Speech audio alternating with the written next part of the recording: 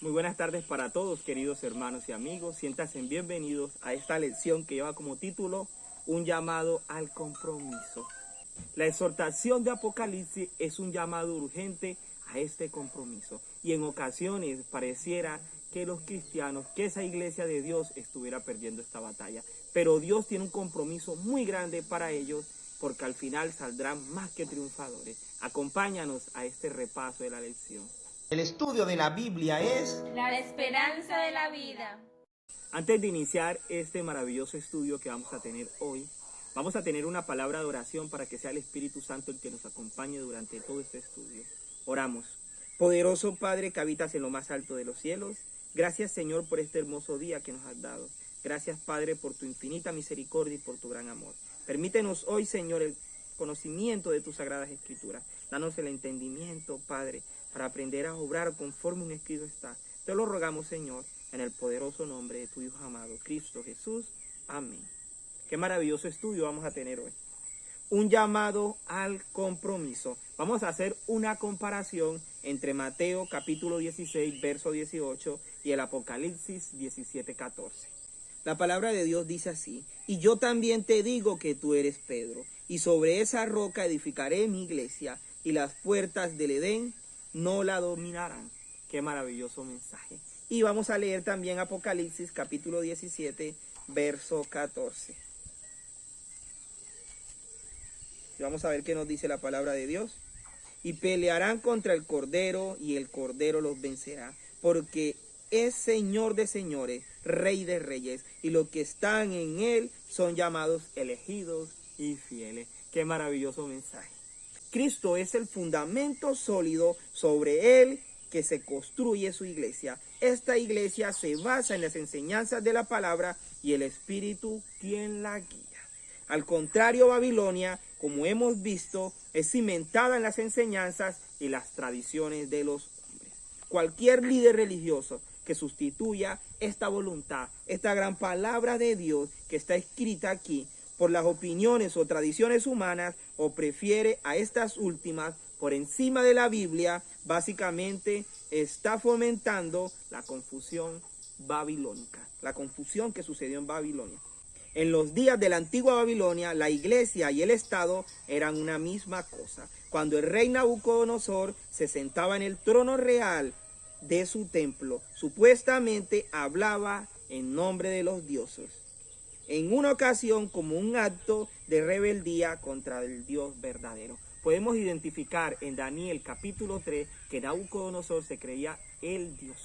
Y él había dictado una ley, un régimen, una regla que toda la lengua, que toda tribu y que toda nación deberían de postrarse ante la estatua que había edificado, ante su gran poder. Pero también podemos evidenciar en ese mismo libro que habían 3 hebreos, Sadrach, Mesach y Abed-nego, y que esas personas pudieron soportar en medio de esa gran prueba, porque las personas que desobedecían ese gran mandato eran arrojados a un horno de fuego. Pero Sadrach, Mesach y Abed-nego se mantuvieron firmes y fieles ante las palabras de Dios, ante el mensaje poderoso de su evangelio, y salieron más que vencedores.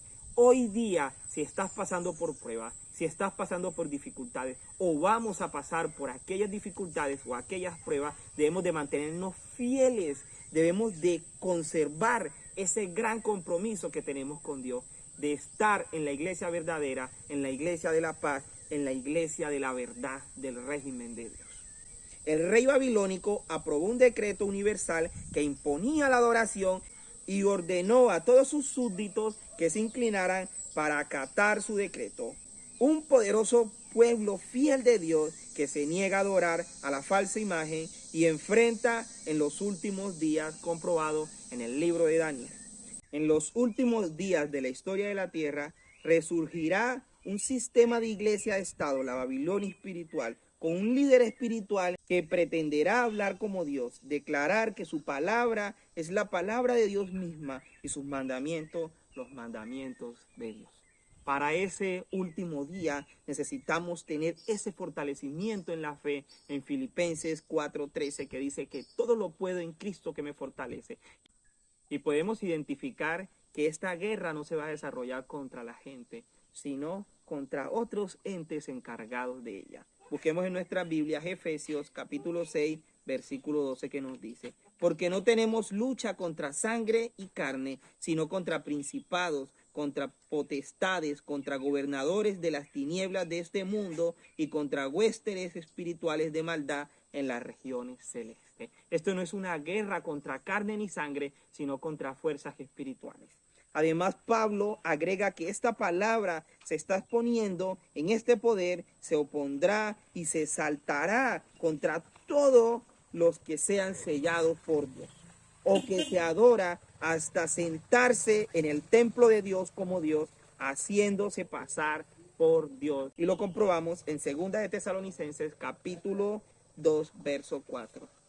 Dice así: el cual se opone y se levantará contra todo lo que se llama Dios o es objeto de culto, tanto que se sienta en el templo de Dios como Dios y haciéndose pasar por Dios. Es maravillosa la palabra de nuestro Padre Celestial, que nos está dando cada una de estas cosas para que tengamos claro qué va a suceder en el tiempo del fin y para que permanezcamos en ese compromiso de esa iglesia verdadera y no en la del error. Hay que huir de Babilonia. Que el Señor te siga bendiciendo.